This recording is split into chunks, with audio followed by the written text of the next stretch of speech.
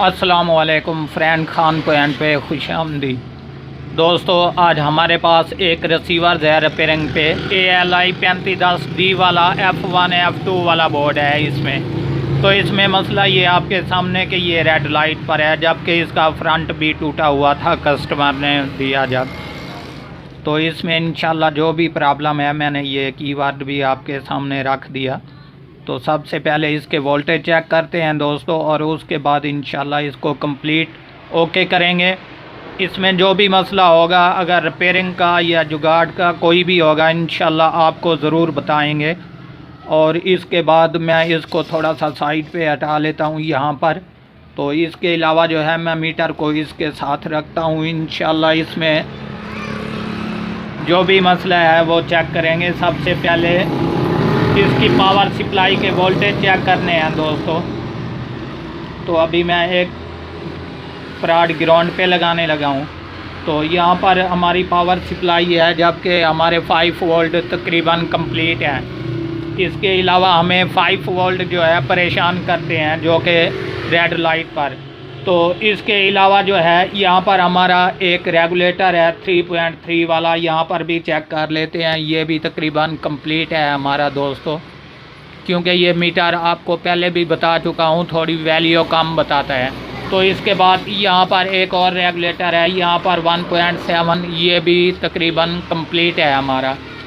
तो इसके साथ ये CD9 वाला यहाँ पर भी चेक करते हैं, ये भी हमारा ओके और क्लियर वोल्टेज है। इसके अलावा दोस्तों ये दरमियान में यहाँ पर जो है रेगुलेटर IC है। तो यहाँ पर हम चेक करते हैं जी इसके वोल्टेज। तो यहाँ पर देख लें, ये बिल्कुल 0 बता रहा है, हालांकि अभी जो प्रॉब्लम है हमारा यहीं पर है। तो सबसे पहले मैं गौर से चेक करवा दूँ। ये वाला जो रेगुलेटर यहाँ पर लगा हुआ होता है, छोटा सा IC, इसी का प्रॉब्लम है। तो दोस्तों इसको किस तरीके से रिपेयर करना पड़ेगा, ये भी इंशाल्लाह मैं आपको ऑलरेडी बताता हूँ, और इसके बाद जो भी सलूशन है वो भी बताता हूँ। अगर आपके पास ये वाला IC पड़ा है तो इसको आप लगा दें, ये ओके और क्लियर हो जाएगा। अगर नहीं पड़ा तो मैं ओपन स्क्रीन के ज़रिए आपको बोर्ड पर समझाता चलूँ कि यहाँ से ये वाला जो कोयल है, इसके साथ एक बड़े वाला SMD कैपेसिटर है। ये देख लें ऊपर पिक्चर पर, इसका ऊपर वाला जो हिस्सा है ये हमारा प्लस और नीचे वाला ग्राउंड का है।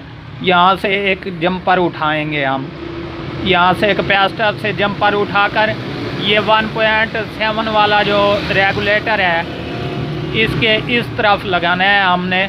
तो वो कैसे लगाना है, चाहे 1 ohms की रेजिस्टेंस हो हमारे पास, चाहे DC डायोड हो, वो यहाँ पर लगाकर उसका अगला साइड जो है यहाँ पर हम SMD कैपेसिटर पर लगाएंगे। ये ओके और क्लियर हो जाएगा। जबकि अभी तक ये रेड लाइट पर है, मैं इंशाल्लाह आपको डायरेक्ट जंपरिंग करके जो है इसको ऑन करके चेक करवा देता हूँ, ताकि आप भाइयों की जो है तसल्ली हो जाए। सो फ्रेंड, अभी तक जो है ये रेड लाइट पर है। ये रहे मेरे पास 2 प्राड, जो कि मैंने बैक साइड से आपस में ग्राउंड कर दिए हैं। इसके बाद इंशाल्लाह अभी मैं एक यहाँ पर लगाता हूँ 1.7 वाले रेगुलेटर पर, और एक लगाता हूँ यहाँ पर जो कि हमारा SMD वाला कैपेसिटर है, ऊपर वाली जगह, प्लस वाली जगह पर। तो इंशाल्लाह ये कंप्लीट ऑन हो जाएगा, जबकि मैं आपको चेक भी करवा देता हूं, और उसके बाद इसका सलूशन करेंगे। जैसे मैंने आपको बता दिया कि इसको मिसाल के तौर पे 1 ohms की रेजिस्टेंस यहाँ पर लगा दें जंपरिंग करके, या फिर DC डायोड लगा दें, ये ओके और क्लियर हो जाएगा। जबकि दोस्तों मैं आपको अभी चेक भी करवा देता हूँ यहाँ पर।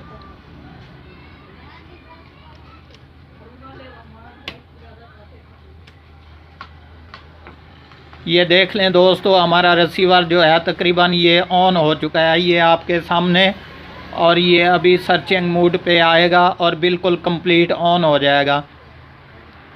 ठीक है दोस्तों, ये देख लें बिल्कुल ओके और क्लियर हो चुका है। जबकि मैंने ये एक जुगाड़ बताया है, आप चाहे जंपर भी लगा दें काम चल जाएगा, लेकिन वो नुकसानदेह होगा। तो इससे बेहतर है आप DC डायोड या 1 ohms की रेजिस्टेंस लगा दें। जबकि मैं आपको अभी पावर ऑफ करके दोबारा भी चेक करवा देता हूं। यहाँ पर ये देख लें, अब भी रेड लाइट पर है। Thanks for watch my YouTube channel Khan point.